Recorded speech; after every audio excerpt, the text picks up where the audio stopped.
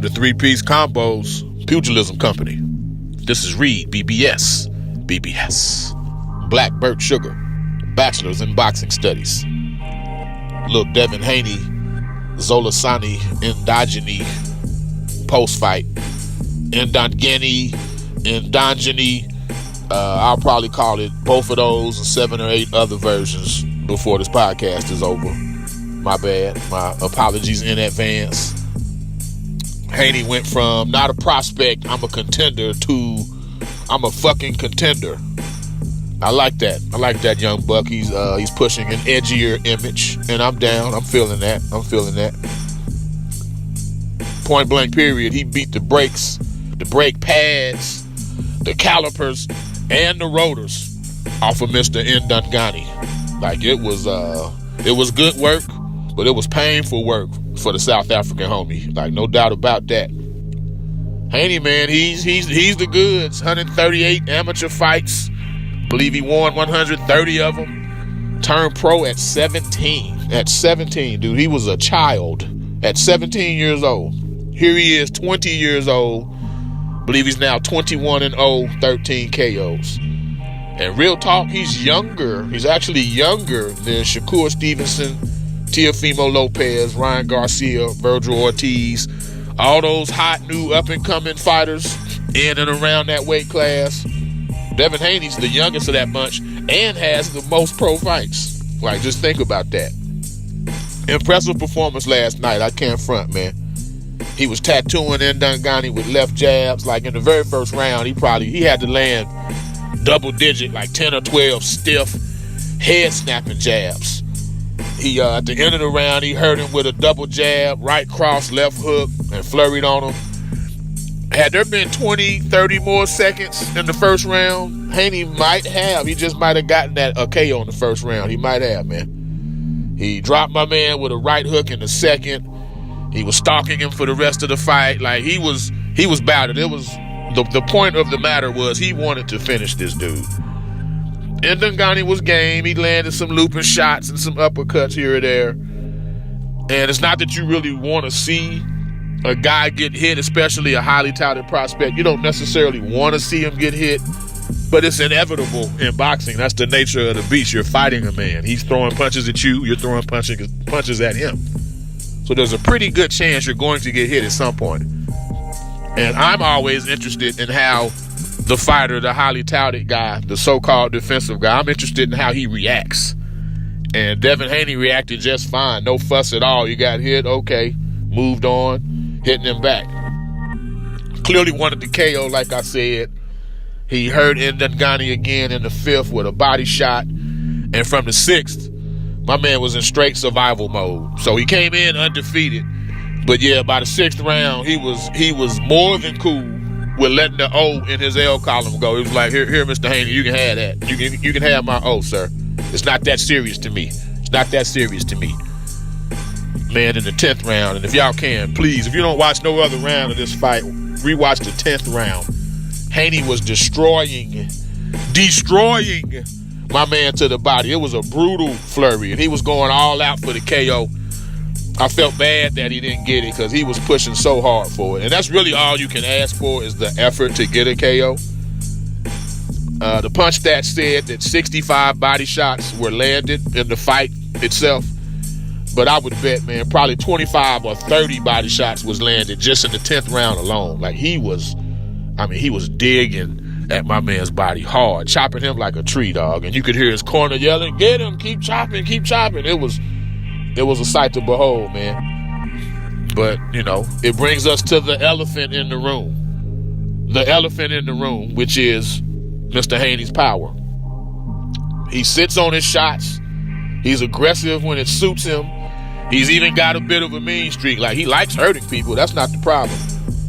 But I think it was before or after the 8th round, one of the commentators, Raul Marquez. So there's Steve Farhood, there's Barry Tompkins, and then there's Raul Marquez, who believe he was on the 92 Olympic team with De La Hoya and Vernon Forrest and Montel Griffin, dudes of that ilk, Tim Austin, Chris Bird.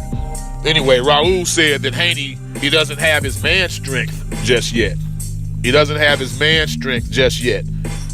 And I believe that's a huge factor in why we're not seeing the knockouts with my man.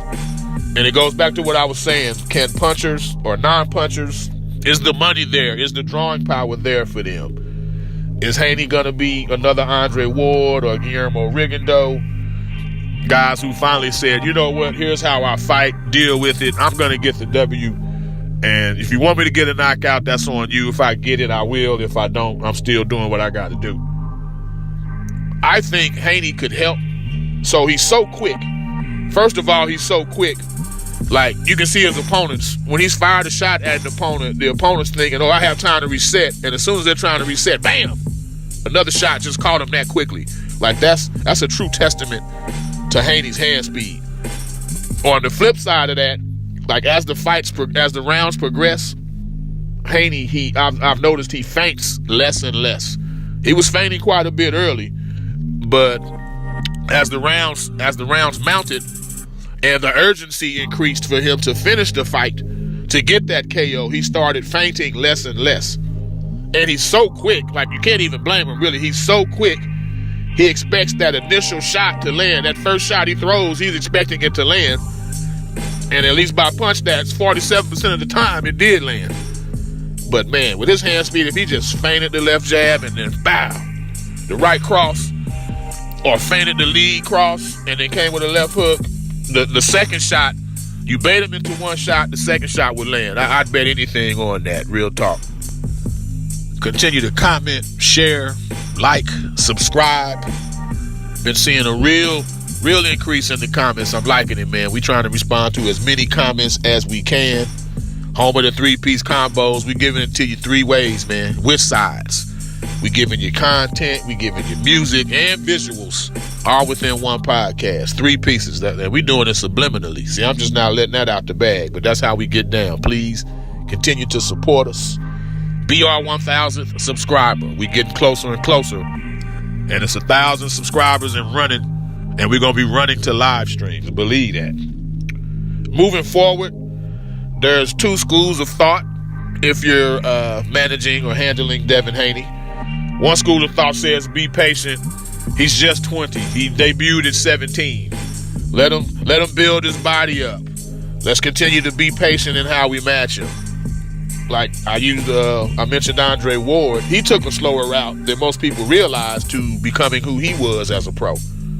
Within his first 10 fights, he was dropped by Darnell Boone and was hurt by Kenny Koff. Like, again, within his first 10 fights, these 2 things happened. So Virgil Hunter took a lengthier route to greatness for him. Or the other school of thought is go for it, man. Just take the W's, take names at 35 as they come, and worry about KOs and becoming a draw down the line.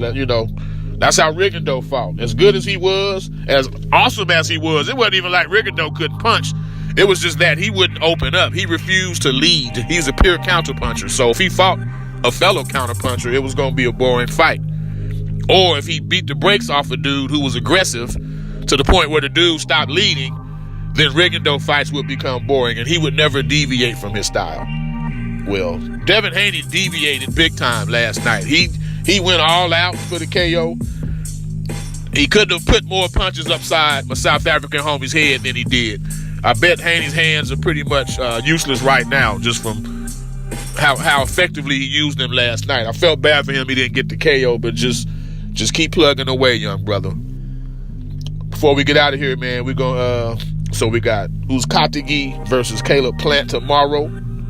I believe the aforementioned Guillermo Rigondeaux will be returning on that undercard. And then, man, we got Manny Pacquiao, Adrian Broner fight week next week. So, we're going to be coming with it. So, continue to ride with us. We appreciate the support. Be our 1,000th subscriber from the home of the 3-piece combos, Pugilism Company. Read BBS. Blackbird Sugar, Bachelor's in Boxing Studies. When all is said and done, there's nothing left to say or do.